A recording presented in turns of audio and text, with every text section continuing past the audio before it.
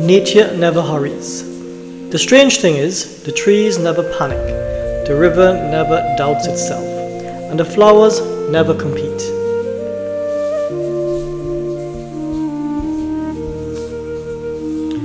Yet everything still becomes what it was meant to be. But humans live as if existence is a race, always chasing, always fearing they're behind.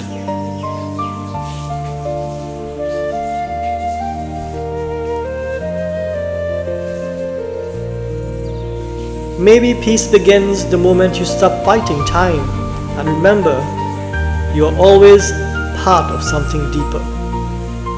Be still.